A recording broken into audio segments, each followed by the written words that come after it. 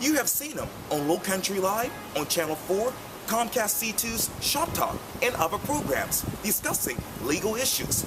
But in this edition of Quintin's Close-Ups, attorney David Aylor talks to me about growing up in Spartanburg, his college years at the College of Charleston, and much, much more. David, I know that you've been a very busy man. Somewhat, yes. Yeah, tell me, how are you? I'm doing well. Other than the heat, everything's going pretty good. Yes. A lot of people see you on television, on ShopTalk on Comcast C2, and Lowcountry Live on Channel 4, and handling most cases around town as one of the high-profile attorneys in Charleston. But at the end of the day, who is David Aylor? Pretty normal guy, actually. Somebody that originally from Spartanburg, Yes. and then went to the College of Charleston. That's right. And went up to Columbia for law school, and then came back here to Charleston because, of course, who couldn't love this town? Yes. And speaking of Spartanburg, you were born and raised there, as you mentioned. When you think of the upstate, what do you think about? For me, I think of family. I was born and raised there, never moved, lived in the same house my entire life. So my parents are still up there and still have some other relatives. So, it's a relaxing time when I can go up there for a few days. And I want to take you back down memory lane to Paul Dorman High School. Yes. Dorman, when I went to Dorman, it was a very big school. It's even larger school now. Okay. It was formerly in a different location. A lot of people see it from the highway now. I think it's a college. But when I went there, it was where a Walmart is now. It was more in the center of town, so a little bit different, but still a lot of good memories. And I'm thinking you had to be one of the most popular people around campus, were you? I had a lot of friends around campus. I had a good time while I was in school there. So, and still have a lot of friends to this day that I went to high school with and grew up with. And let's talk about your college years at the College of Charleston. Describe to me who David Aylor was as a college student. I worked a lot when I was in college, working everything from delivering pizzas to, calling, marketing, different things like that. So I was always pretty busy with that and trying to keep the GPA up as high as I could. And speaking of which, I heard that you actually graduated with a political science degree.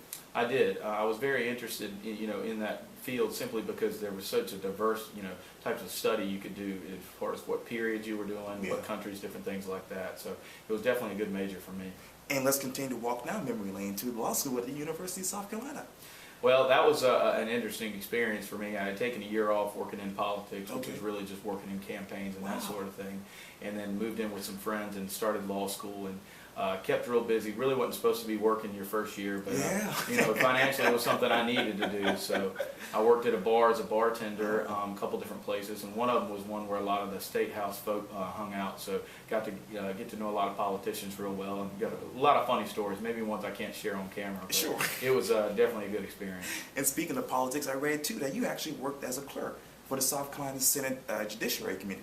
I did, and that was actually a benefit of being at the restaurant and bar I was at, getting to meet the right people. Yes. I probably wouldn't have been available to get that job resume-wise and transcript-wise, but, a lot of times it's always about who you know, not what you know. That's true. And talk to me about your time working for then Senator Glenn McConnell. Senator McConnell was such a nice person, just very soft-spoken, always willing to sit down and talk with you, and he had such a great staff that had been with him for so long. They were like a true family, so it was an easy environment to work in.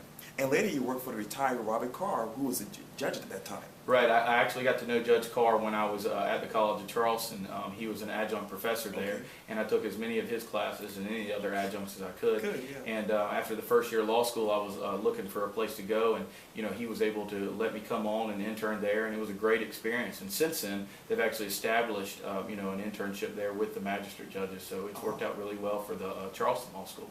And let's fast forward to your time as an assistant solicitor for the Ninth Circuit Court Solicitor's Office, that is. There was a lot of ego and politics there. Tell me, how did you keep your ego in check? In reality, when you go in organizations like the Solicitor's Office, the best thing you can do is really try to be a sponge and take in whatever you can, because you have so many different types of personalities and so many different people with a lot of experience. And so, being at a place like that, you just learn so much from so many others, and then you make a lot of good friends as well. And from the Solicitor's Office to your own law firm here, tell me, how did that come about? Ultimately, I was involved in some real estate development, doing things like that, thinking that maybe I wouldn't have to wear a suit every day and go down a different kind of legal field. But as the market hit how as it did, it ended up being that I came back in this, and Steve Schmutz let me have a space in his building here, and then from there it just grew, and enjoyed it ever since. Well, describe to me the following in one word: prosecuting. Fair. Teaching. Fun. Yes. Softball. Slow. Voting. Real fun. That's 2 words, but we'll put a hyphen in between. Yeah, for you, yeah, that's all good. South Florida. Relaxing. Yes, David Aylor. Stressed. Oh, no.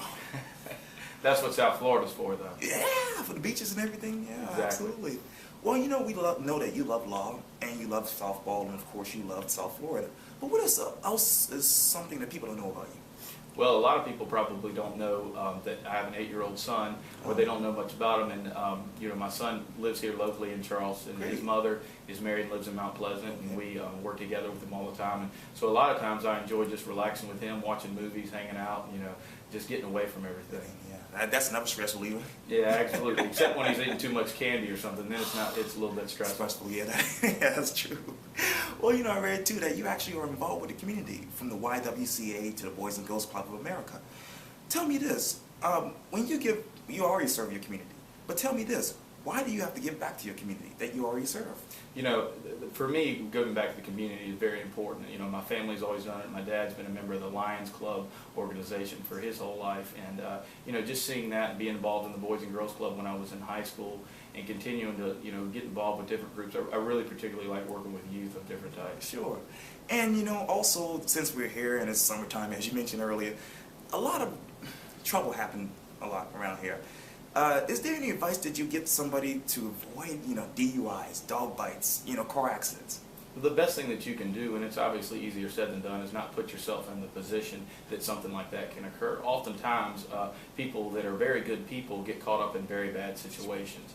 And it's usually an environmental choice more than it is an action choice, and then the actions just follow from that. Yeah. Well, you know, I can't let you go without me asking you about your next chapter. But when you look into your crystal ball, what do you see? You know, just continuing to grow my law firm. I now have 3 offices, one here in downtown, one in Charleston, one in Walterboro, and really starting to build out in Walterboro. I like it out there. It's a very calm and peaceful area, and, you know, continue just to really try to progress within my practice as well and continue teaching. That is awesome. Well, David Aylor, was so great talking to you. Thanks for having me.